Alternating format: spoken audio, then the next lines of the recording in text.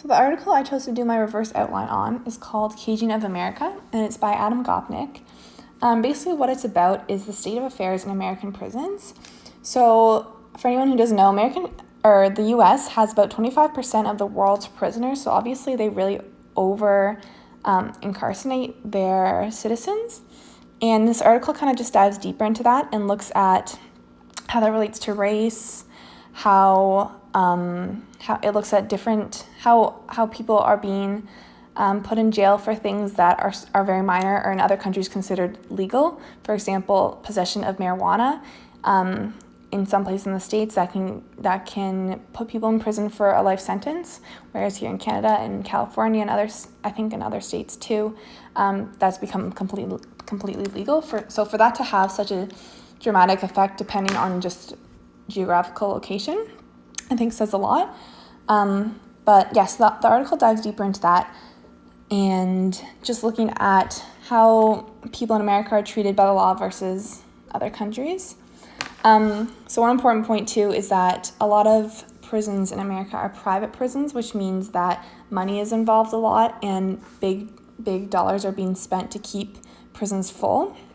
So just kind of looking at it from more of like a political standpoint, you can see just more issues that are involved there.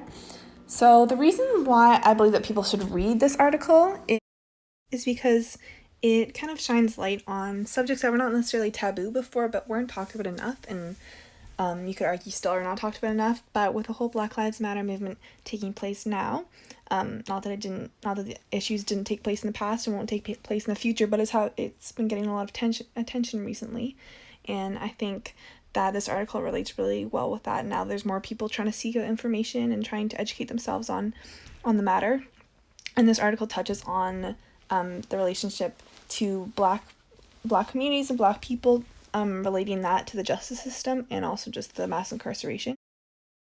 Couple things that the article mentions about that is how black people are incarcerated 7 times more often than white people, and also how more than half of all black men without a high school diploma go to prison at some point in their lives.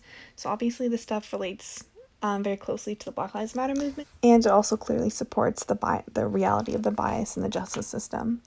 Another aspect of the article I think is important for other people to understand is all the other flaws that come with the justice system. So even just looking at how private prisons are treated kind of as business, and how I think it's an important concept to understand and for people to grasp, because it kind of questions the legitimacy of whether or not people in the prisons are actual criminals and if they committed serious crimes, or if they're just there for money purposes and to keep the business going.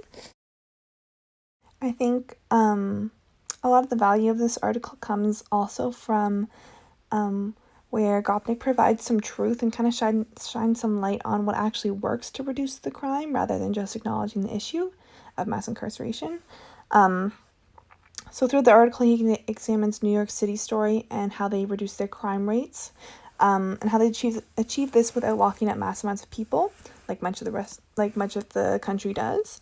So overall, throughout the article, Gopnik not only approached the issue of mass incarceration in the U.S., but he also digged a lot deeper and provided readers with answers as to why so many Americans are locked up, and the systematic roots that explain this, the systematic roots that are behind this. And he also leaves us with an understanding of what really works. So the New York City case and how they achieve this without the need for the mass incarceration rates that we see in a lot of America.